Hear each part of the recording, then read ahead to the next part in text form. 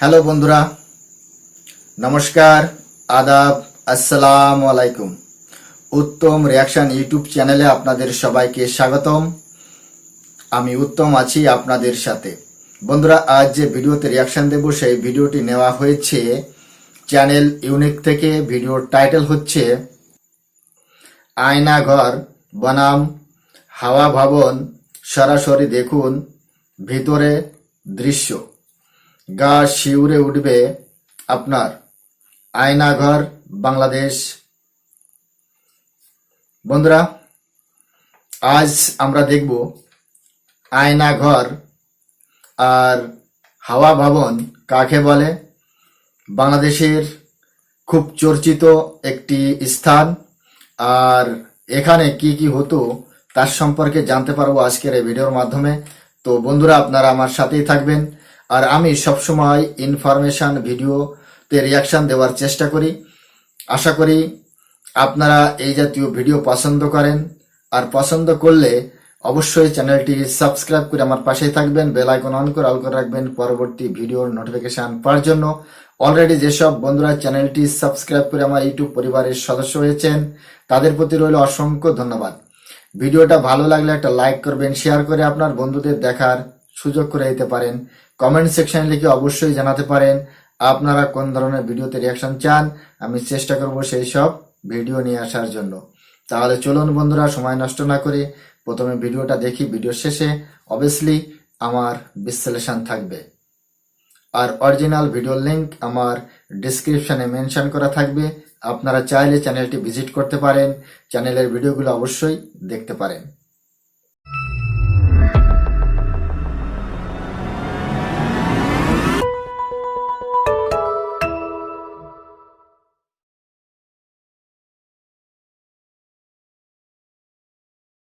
ঘর থেকে আমরা অনেককে বেরোতে দেখছি। আপনাদের সময় একটা হাওয়া ভবন ছিল, মনে আছে নিশ্চয়ই আপনার। আবারও কি হাওয়া ভবন চালু করার প্ল্যান করছেন আপনারা?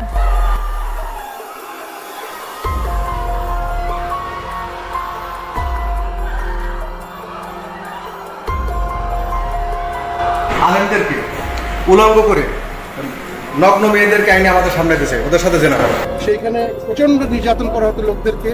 কয়েকজন গুটি কয়েক আমাদের পলিটিক্যাল অফিসার যারা সেনাবাহিনীর বাণিজ্য ডুবিয়ে দিয়েছে ডিজিএফআই থেকে থেকে তারা স্বার্থন্বেষী কত যে লোক মেরেছে তারা খোদায় জানে। তারা এবং র্যাব এবং অন্যান্য যারা এখানে আছেন, বিচার বহির্ভূত হত্যা, গুম, খুন, ক্রাইম এগেইনস্ট হিউম্যানিটি। কোনটি সব থেকে বেশি ভয়ঙ্কর, আয়নাঘর নাকি হাওয়া ভবন? আয়নাঘর তৈরি করেছিল স্বৈরাচারী শেখ হাসিনা, আর হাওয়া ভবন তৈরি করেছে সাবেক প্রধানমন্ত্রী খালেদা জিয়া। এই দুইটি অত্যন্ত ভয়ঙ্কর জায়গা যেখানে মানুষকে অনেক অত্যাচার করা হতো। আজকের এই ভিডিওতে আমরা জানবো আয়নাঘর সব থেকে বেশি ভয়ঙ্কর নাকি হাওয়া ভবন সব থেকে বেশি ভয়ঙ্কর। আপনারা জানলে অবাক হবেন, খালেদা জিয়ার হাওয়া ভবনে মানুষের কিডনি বের করে ফেলা হতো এবং তাদের সাথে আরো বেশি খারাপ কিছু করা হতো। প্রথমে আমরা হাসিনার আয়নাঘর সম্পর্কে জেনে আসি, আর তারপর ভিডিওর শেষে আপনারা দেখতে পাবেন খালেদা জিয়ার হাওয়া ভবন কতটা বিপজ্জনক। এটাই হচ্ছে শেখ হাসিনার সেই কুখ্যাত আয়নাঘর। আপনারা দেখতে পাচ্ছেন কত মানুষের কঙ্কাল পড়ে আছে এখানে। এই কঙ্কালগুলো হচ্ছে সেই সমস্ত কয়েদিদের যাদেরকে এখানে রেখে নির্মম শাস্তি দিয়ে মেরে ফেলা হয়েছিল। চোখের পানি মুছতে মুছতে মুছতে মুছতে এটা যে পরিমাণ চোখের পানি মুছছি, ওটা যদি সেভ করা যেত একটা বড় দিঘি হইতো। দিঘি বুঝো?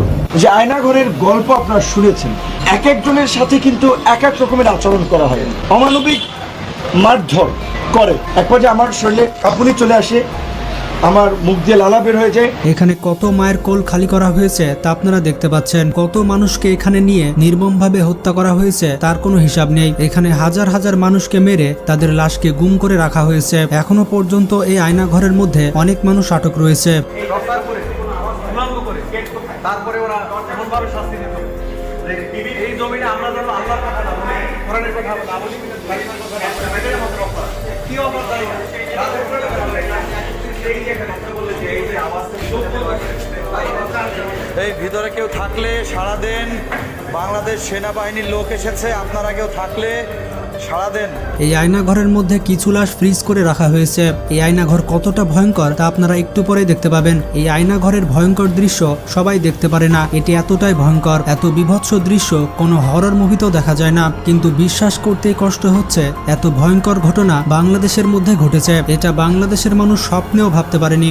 এটি এমনই একটি কুখ্যাত জায়গা যেখানে মানুষদের মেরে একেবারে গুম করে ফেলা হতো। এখানে মানুষদের প্রথমে বন্দি করা হতো। যাদেরকে এই আয়নাঘরের মধ্যে বন্দি করা হতো তারা এটা চিন্তাও করতে পারতো না যে তারা বাংলাদেশের মধ্যে রয়েছে নাকি পৃথিবীর অন্য প্রান্তে রয়েছে। প্রথমে তাদের চোখ বেঁধে জমটুবি পরানো হতো এবং তাদেরকে গ্রেপ্তার করে এখানে আনা হতো। তারপরে আয়নাঘরের মধ্যে আটকে দেওয়া হতো।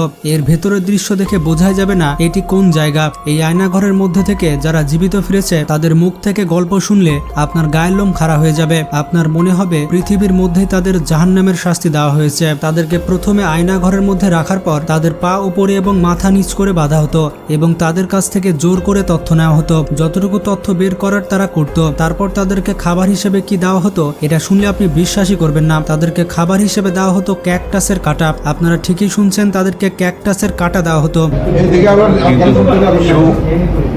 চোখের পানি মুছতে মুছতে মুছতে মুছতে এটা যে পরিমাণ চোখের পানি মুছছি, ওটা যদি সেভ করা যেত একটা বড় দিঘি হইতো। দিঘি বুঝো?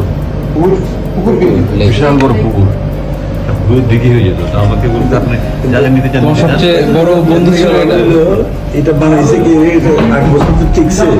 হ্যাঁ, কোম্পানির অ্যাডভার্টাইজ হবে। তো আমি শুধু নিচ্ছি, আমি শুধু নিচ্ছি। ক্যাকটাসের কাঁটা খাওয়ার পর তাদের খুব বেশি ক্ষুধা লাগতো না। এই কাঁটার একটি বৈশিষ্ট্য হচ্ছে এটা খাওয়ার পর খুব বেশি ক্ষুধা লাগে না। তাদেরকে খাবার দেওয়া হতো ঠিকই, কিন্তু পানি দেওয়া হতো না। এমনও মানুষ ছিল যারা তাদের নিজের মূত্র খেত। যখন মানুষের সামনে খাবার না থাকে তখন মানুষ সবকিছু করতে বাধ্য হয়। পানির অভাবে অনেক মানুষ কিডনি বিকল হয়ে মারা যেত। তারা মারা যাওয়ার পরে এখানেই গণকবর দেওয়া হতো। আপনারা দেখতেই পাচ্ছেন এখানে অনেক মানুষের হাড় রয়েছে। যারা মারা যেত তাদেরকে এখানে এনে পালা দেওয়া হতো। এখানে লাশগুলোকে চাপাচাপি করে রাখা হতো, একটির উপরে আরেকটি পড়ে থাকতো। আয়নাঘরের এমনও কর্মকর্তা ছিল তারা ভাবতো এদেরকে মেরে তাদের কোনো লাভ হচ্ছে না, যার কারণে তারা মানুষকে মারার আগে শরীরের অঙ্গ প্রত্যঙ্গ কেটে নিত। বিশেষ করে তাদের কিডনি, লিভার, ফুসফুস এগুলো তারা কেটে বের করে নিত।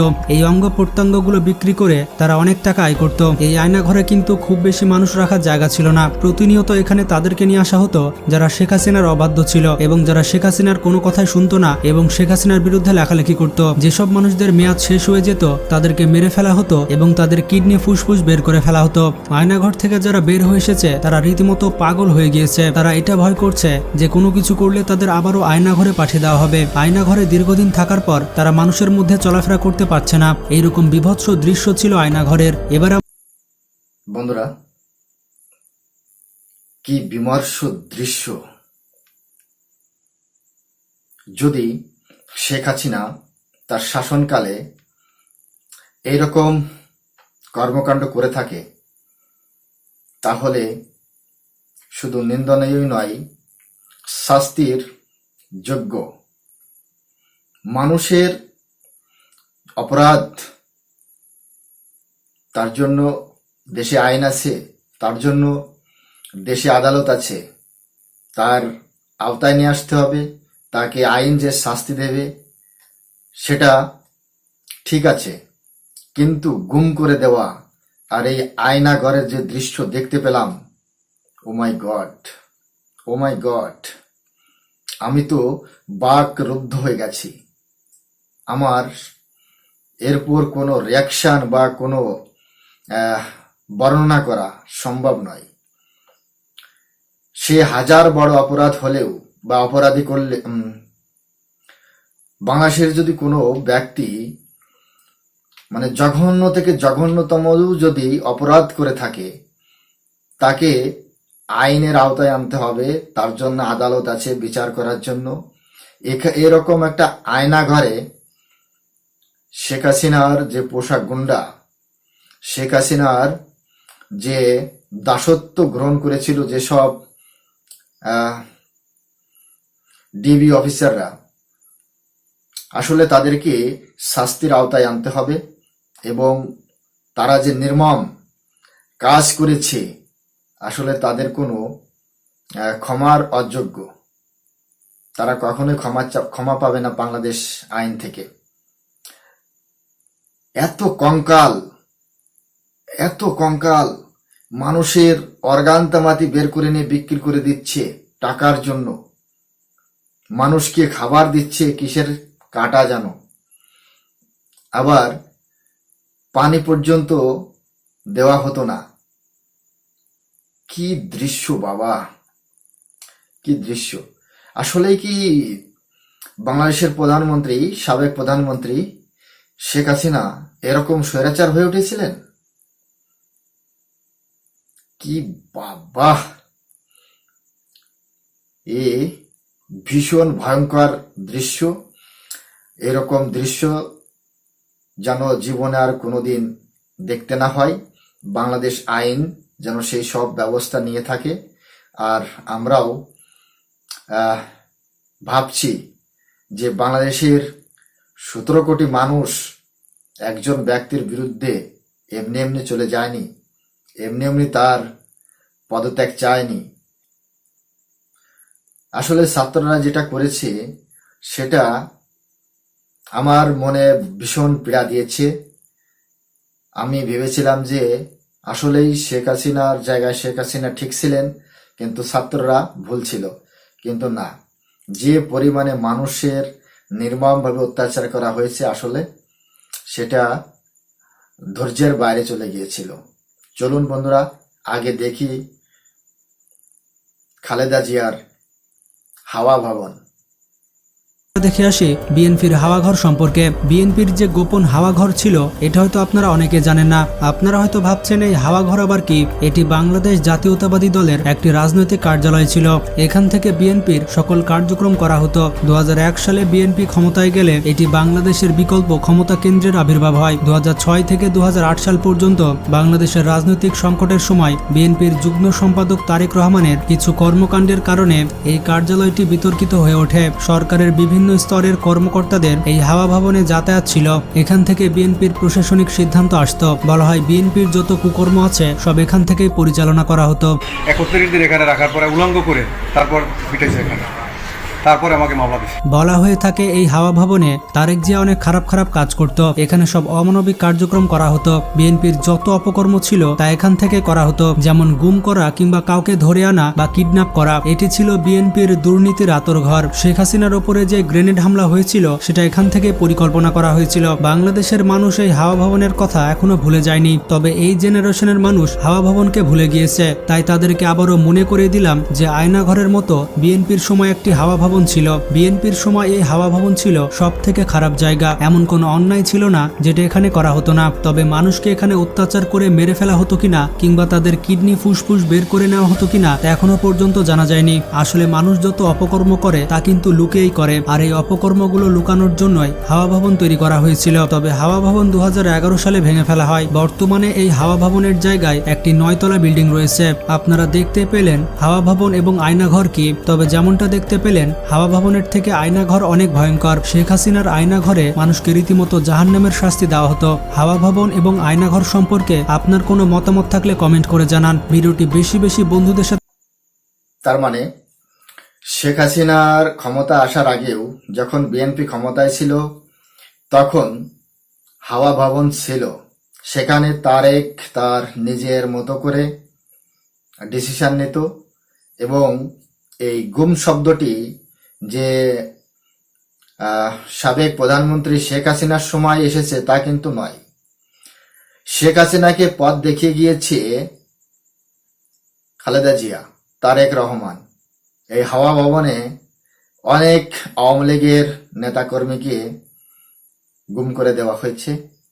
তারপর যখন শেখ হাসিনাজি ক্ষমতায় আসেন তারপর তিনিও তার বদলা নেওয়ার জন্য এই আয়নাঘরটি নির্মাণ করেছিলেন। তার মানে একজন অপরাধ করেছে তাই বলে আমাকেও যে অপরাধ করতে হবে তেমন তো কোনো কথা নেই।